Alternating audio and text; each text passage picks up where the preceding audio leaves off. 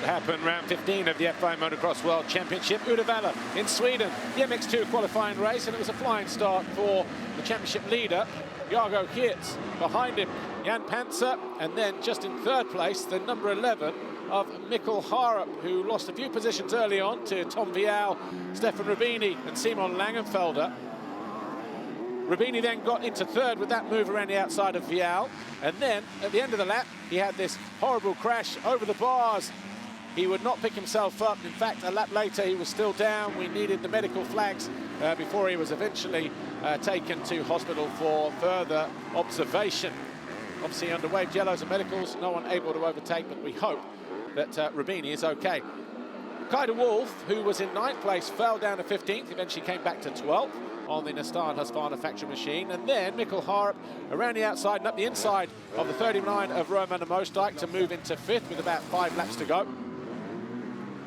Ahead of Harup, Panzer in 2nd, under attack and on the ropes, and it wasn't long then before Vial eventually found his way through. In fact, it was 3 laps from the end of the race, and then as soon as Vial had gone through, Langenfelder also moved up into 3rd with that pass on the Slovenian, and then Harup moved into 4th as he found his way past the 2.53 with 2 laps to go. Thibaut Beniston finished in 9th place, and despite this fall did not lose any positions, but it was his teammate, the Monster Energy Yamaha of Jago Geerts, who crossed the line to take the qualifying race win ahead of the Red Bull KTM of Tom Vial and the Red Bull Gas of Simon Langenfelder. Harup and Panzer rounded out the top 5. Those results again then, Jago Geerts on pole ahead of Vial, Langenfelder, Harup, Panzer, Orgmo, and Mosdijk and Adamo.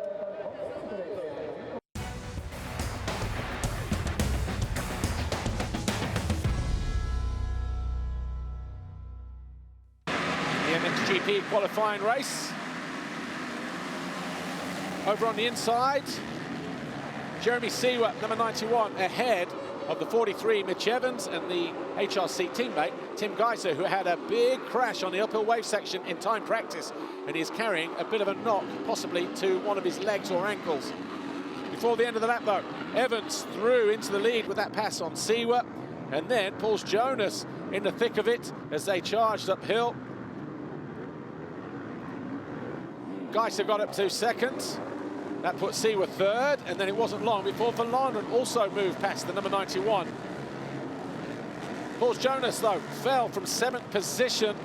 That put him down to 20th. He got himself back to 17th before he would fall later again in the race. Jorge Prado got the better of his fellow countryman and back to action this weekend, the number 70 of Ruben Fernandez, as Jed Beaton went down from 11th. He got down to about 31st before coming back to 23rd. 2 Yamahas of Renault and Guillaume got the better of Fernandez. This was Jonas falling again. He eventually re-emerged in 22nd position, but up front, no one matching Mitch Evans or Tim Geiser. Evans leading every one of the 13 laps to cross the line to take his first ever race win in MXGP or MX2, but also his first qualifying race win, doing it here in Sweden ahead of his teammates. The team HRC go to the line 1 and 2. Mitch Evans and Tim Geiser, with Verlanen going to line 3rd ahead of Roman Fevre, Jorge Prado, Jeremy Seewer, Glenn Koldenhoff and Maxime Renault.